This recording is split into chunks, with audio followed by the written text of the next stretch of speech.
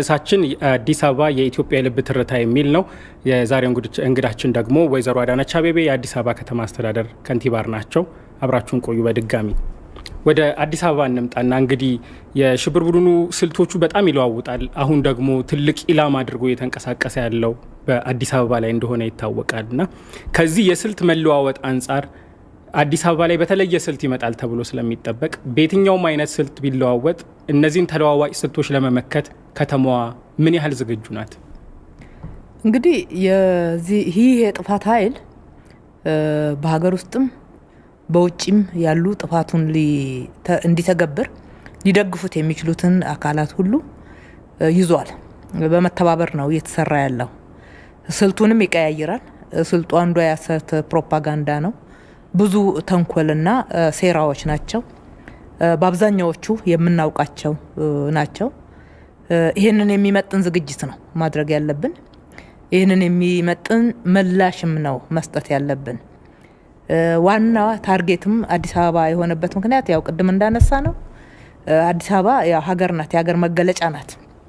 አዲስ አበባ የፌዴሬሽኑ መቀመጫ ናት፣ የፌዴራል መንግስት መቀመጫ ናት። የዓለም አቀፍ ተቋማቱ እነኚህ ዲፕሎማቱም በተለያየ መንገድ የሐሰት ቡድኑ የጥፋት ቡድኑ የሚጠቀምባቸው አካላት ጭምር ያሉበት የሚያራግቡለት አካላት ጭምር ያሉበት ቦታ ስለሆነ በሌላ በኩል ደግሞ ለራሱ ለጥፋት አስቀድሞ ሲሰራባቸው የነበረ የራሱ ደጋፊዎች፣ የተለያየ ሰርጎ ገቦች፣ የጸጉረ ልውጦች የሚገቡበት ብዙ በሮች ስላሏት አዲስ አበባ ላይ ትኩረት ያደርጋል። ይህንን የሚመጥን ዝግጅት ነው እያደረግን ያለ ነው። አንድም የአዲስ አበባ ሕዝብ ንቁ እንዲሆን እነኝን ስልቶች እንዲያውቃቸው የማድረግ ማወቅ ብቻ ደግሞ አይበቃም። እንዴት ነው ምላሽ የምሰጠው? አንድ ነገር ቢከሰት ምን ማድረግ ይገባኛል፣ በምን መልክስ ነው ሊከሰት የሚችለው የሚለውን ማሳወቅ ነው። ሕዝቡ መረጃ እንዲያገኝ የማድረግ ስራ እየተሰራ ነው ያለው። ለዚህ ማሳያ ይሆን ዘንድ በዚህ ወቅት ወደ 32,000 በላይ አደረጃጀቶች ተፈጥረዋል። በመንደር በሰፈር ማለት ነው። በሁሉም ወረዳዎች ላይ ተፈጥረዋል። እዛ ላይ ህዝቡ ተደራጅቶ አካባቢውን መጠበቅ፣ ያያቸውን ነገሮች ቶሎ ብሎ ለፖሊስ ለአካባቢው አስተዳደር መጠቆም፣ ማጋለጥ፣ ምናልባት አጋልጦ ራሱ በደንብ ካልተያዘ በደንብ ካልተፈተሸ ክትትል ካልተደረገ እርምጃ ካልተወሰደ ቀጥሎ ወዴት መሄድ እንዳለበት የማሳወቅ ራቱም ደግሞ ተደራጅቶ ከአስቸኳይ ጊዜ አዋጁ አንጻር መታወቂያ ይዞ መንቀሳቀስ፣ የተለያዩ ተከራዮች እነማን ናቸው ብሎ የመለየት ተከራዮች ተመዝግበዋል ወይ፣ አከራዮችስ እንደዛ አይነት ኃላፊነት እየወሰዱ የተንቀሳቀሱ ነው ወይ፣ አጠቃላይ በአካባቢው ላይ ምንም ሳያውቀው የሚደረግ ነገር እንደሌለ ያንን አደረጃጀት ደግሞ እኛ ተጠቅመን አዲስ አበባ ላይ የሚደረጉ ነገሮችን የማናውቀው ነገር እንዳይኖር የማድረግ አሰራርን ተከትለን እየሰራን ያለ ነው። ይሄ አንዱ ነው።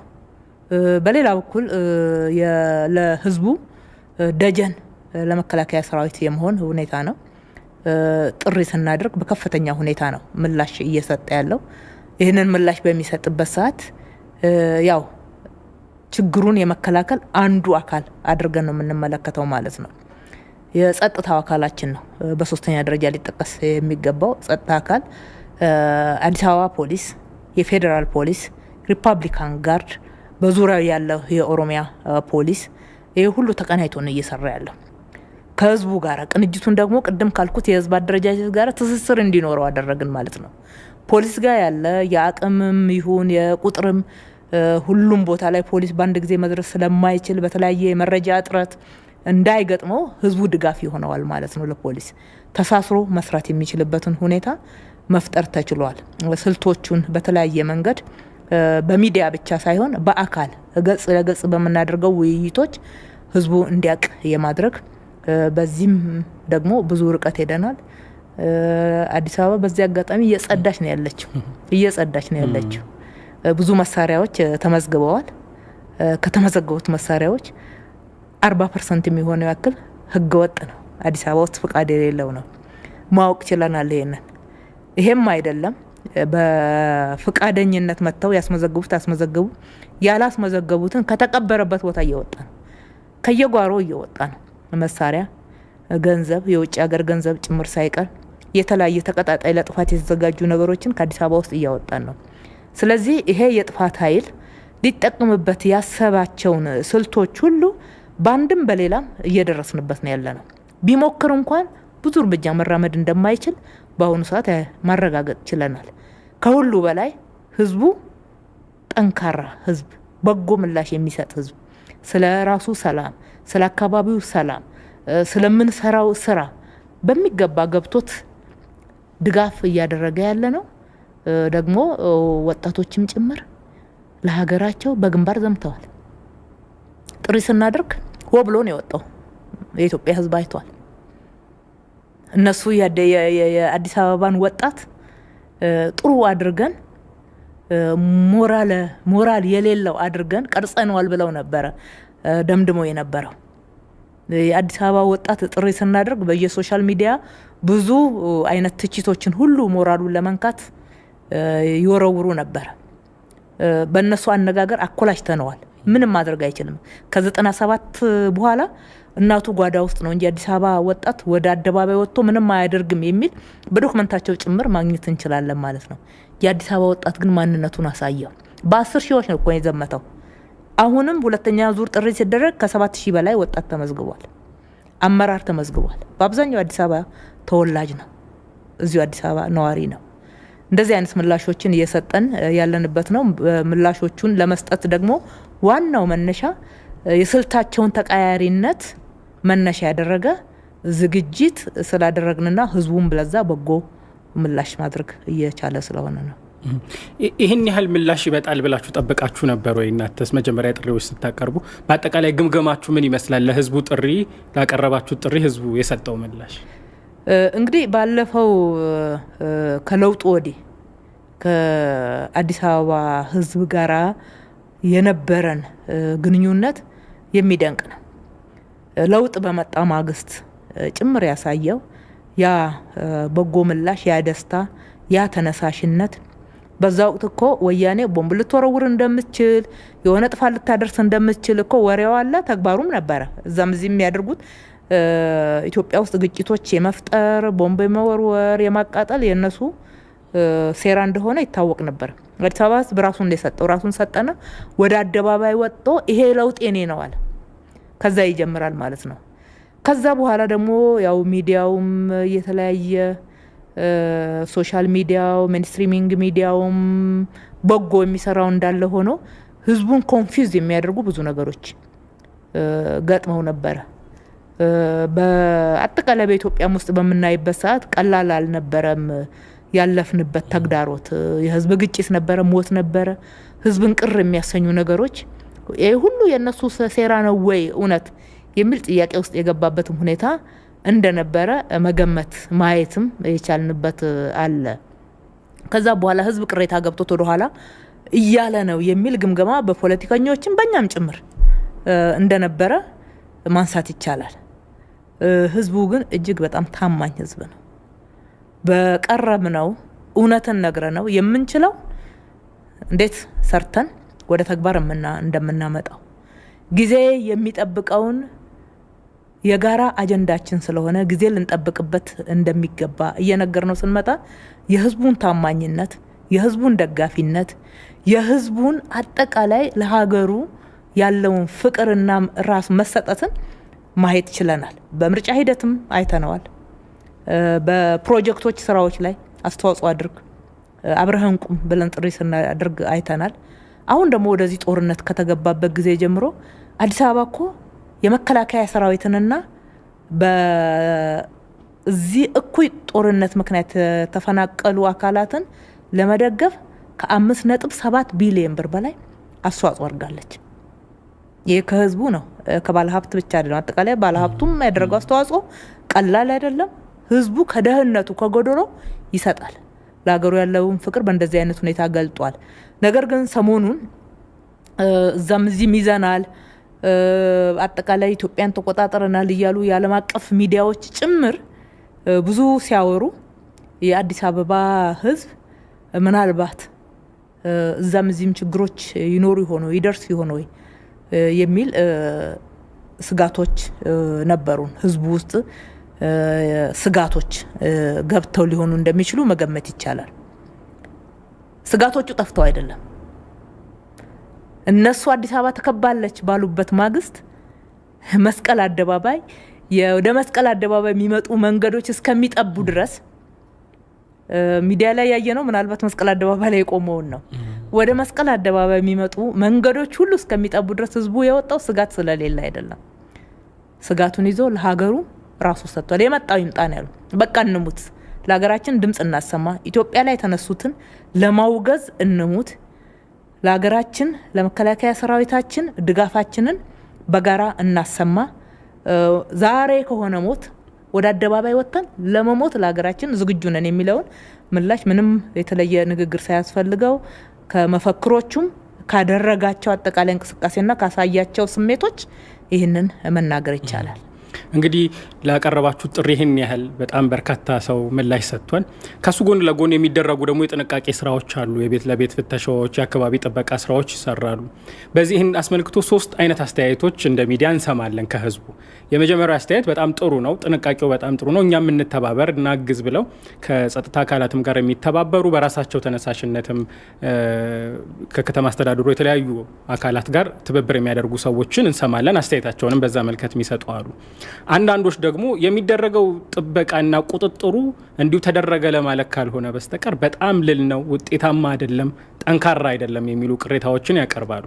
በሌላ መንገድ ደግሞ ቅሬታ የሚያነሱ ሰዎች በጣም በስቷል፣ እንደውም አንዳንዶቹ ሂደቶች ብሔርን መሰረት ያደረጉ ማንነት ላይ መሰረት ያደረጉ ጥቃቶች ናቸው፣ ማንገላታቶች ናቸው ብለው ደግሞ አስተያየታቸውን ይሰጣሉ። እንደ ከተማ አስተዳደር እነዚህን የተለያዩ አስተያየቶች እንዴት ነው የምትመለከቷቸው? ፍተሻዎች መጥበቅ አለባቸው የሚባለው ትክክል ነው። ከዚህ በላይ ነው መጥበቅ ያለበት። እንዴ ምን ቀረን? ሀገር ላይ እኮ ነው፣ ሀገር ለማፍረስ እኮ ነው ይሄ እቅድ፣ ይሄ ጦርነት፣ ይሄ አጠቃላይ የተለያዩ አካላቶች አቅማቸውን በማያገባቸው ነገር ጭምር በሀገራችን ጉዳይ ሊወስኑ የተነሱ ሀገራትን ጨምሮ የተባበሩበትን ሁኔታ ስናይ ኢትዮጵያን ማፍረስ ነው፣ ኢትዮጵያን ማዳከም ነው፣ የኢትዮጵያን ነጻነት መግፈፍ ነው። በራሳችን ጉዳይ እኛ መወሰን እንዳንችል ማድረግ ነው። በራሳችን ሀብት እኛ መጠቀም እንዳንችል ነው። ከድህነት እንውጣን ያልነው አይ ድሃ ሁኑና እኛ እየረዳናችሁ ትኖራላችሁ አይነት ውሳኔ ላይ ያስተላልፉብን ነው ጥረት እየተደረገ ያለው። ይሄንን ስናይ ይሄ እንዳይሆንብን የምንሰራው ነገር ሁሉ ጥብቅ መሆን አለበት። ጨከን ያለ መሆን አለበት። ለምንድነው ጨከን የምንለው? ሀገር ለማትረፍ፣ ህዝብ ለማትረፍ፣ ሉዓላዊነታችንን ለማስጠበቅ፣ ነጻነታችንን ለማስቀጠል፣ ማንንም ለመጉዳት አይደለም። የጥፋት ኃይሎች እድል እንዳያገኙ በሮችን ለመዝጋት። እዚህ ላይ ፍተሻዎች ጥብቅ መሆን አለባቸው ከዚህ በላይ ብሎ ህዝቡ ማንሳቱ የሚደገፍ ነገር ነው። ከዚህ በላይ መጥበቅ መቻል አለብን። እያንዳንዷን ነገር ቅድም እንዳልኩት የማናውቀው ነገር የጸጥታ አካላችን የማያውቀው አስተዳደሩ የማያውቀው ነገር መደረግ የለበትም። ሊያመልጠንም የሚገባበት ሁኔታ መኖር የለበትም። እያንዳንዱን እንቅስቃሴ አውቀን ልናስተዳድር ይገባልና በዛ ደረጃ ካልሄድን በስተቀር በአብዛኛው እኮ የሌብነት ስራ ነው የሚሰሩት እነዚህ ሰዎች። ሌባ በይፋ መጣው እያለም እኮ አይመጣም። ተሽሎክልኮ ተደብቆ የሆነ አንድ ቦታ ላይ የሆነ ነገር አፈንድቶ ከዛ ጩሆ አስጩሆ እንደዚህ አይነት ነገሮችን ይሞክራሉ። በጣም ለክስክስ የሆኑ አይነት ባህሪያቶች አሏቸው። ይቅርታ ለቃሉ ግን እውነት ነው። እውነት ስለሆነ ነው እንደዚህ የምለው። ስለዚህ እዚሁ አዲስ አበባ ውስጥ በተለያየ መንገድ ያስገቧቸው የጥፋት ኃይሎች ተይዘዋል። አስፈላጊ ከሆነ እኮ ሚዲያ ላይ እንዳለው ልንዘረግፈው እንችላለን። እነኚህ ነገሮች እንዳሉ እያየን ስለሆነ የተቀበረ ነገር ጭምር እያወጣን ስለሆነ ሁሉን ነገር ጠበቅ ያለ ፍተሻ፣ መኪናም ሲፈተሽ፣ ሰውም ሲፈተሽ፣ ቤትም ሲበረበር ሳይበረበር የሚወጣበት አካባቢና ሁኔታ እቃ መኖር የለበትም የሚለው የህዝቡ እይታ ትክክለኛ ነው። እኛም በዛ ደረጃ ገምግመናል። ከዚህ በላይ እናጥብቅ ነው ያልነው ከጸጥታ አካሉ ጋር ስንመክር፣ የጸጥታ አካሉም ይህንን ተቀብሎ እንደገና የፍተሻ ሁኔታውን ከዚህ በላይ ለህዝብ ደህንነት፣ ለሀገር ሉዓላዊነት፣ ለሰላማችን ሲባል ማድረግ አለብኝ ብሎ ነው የወሰደው። ሁለተኛው ያነሳኸው አንድ ብሔር ላይ ትኩረት ተደረገ። እኛ ትኩረት ያደረግነው የጥፋት ኃይሎች ላይ እንጂ ብሔር ላይ አይደለም። ምንም አንድ መረጃ ሳይገኝበት የተያዘ አካል ካለ ይመረመራል፣ መያዝ ይኖራል፣ ይመረመራል፣ ይፈተሻል፣ ይታያል። የመጣው ጥቆማ ውሸት ከሆነ ወዲያ ይፈታል፣ ባለቤቱ ስለጠየቀ አይደለም። ነገር ግን አብዛኛው የመጡት ጥቆማዎች 98% ማለት እችላለሁ በደንብ በየጊዜው እየሰራን ነው፣ ፍሬያማ ናቸው። መነሻ አላቸው ጥቆማዎቹ፣ ስጋቶቹ ትክክለኛ ናቸው። አሁን ማፈናፈኛ ስላሳጣ ነው እንደዚህ አይነት ምክንያቶች ሊመጡ ይችላሉ። ይሄ ግን ድንገት የመጣ አይደለም። በመልእክት ሲሰራበት የነበረ እኮ ነው። ልክ እንደ መልእክት አንዱ የፕሮፓጋንዳ ርዕስ የብሔር ጥቃት የብሔር ጥቃት የብሔር ጥቃት እንዲባል የማድረግ ነው። ይህንን እኮ ዛሬ አይደለም ያሉት።